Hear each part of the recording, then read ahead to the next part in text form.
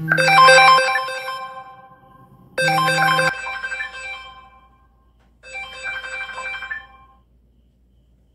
Van, ba't ka natatawa? Uy, Josh, saglit lang. Pwede ba kita makausap? Pwede. Ano ba yun? Kasi, nahirapan talaga ako sa lesson sa math kanina eh. Yung tungkol sa factoring. Hindi ko talaga siya maintindihan. Kahit anong ulit kong basahin notes ko. Yun ba? Medyo tricky talaga yun sa umpisa. Bakit? Ano bang part dun yung hindi mo na-gets? Yung pagkuha ng common factor. Paano mo malalaman kung paano kukunin yon? Minsan kasi parang wala akong makita eh. Ah, Ganito lang yun. Halimbawa, meron kang expression na 6x squared 2 plus 9x. Anong common factor nila dun? 3x. Tama.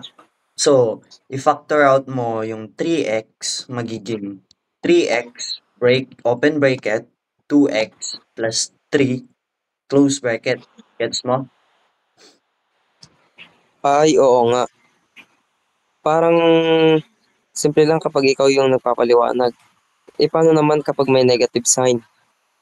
Pag may negative signs, hanapin mo yung common factor, pero isipin mo rin kung pag may kailangan kang ilabas na negative sign para maging mas madali yung expression.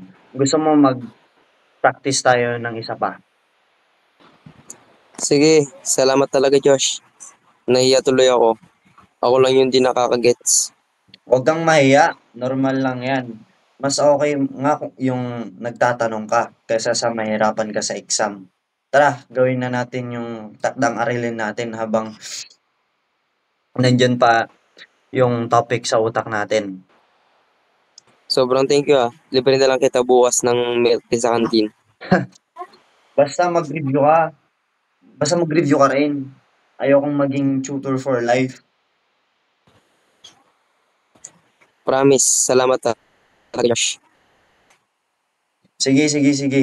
Yun lang ba? Oo, Okay, sige. May gagawin din kasi ako eh. Mag-e-edit pa ako ng video. Sige, salamat din. Papatayin ko na. yeah. Yon.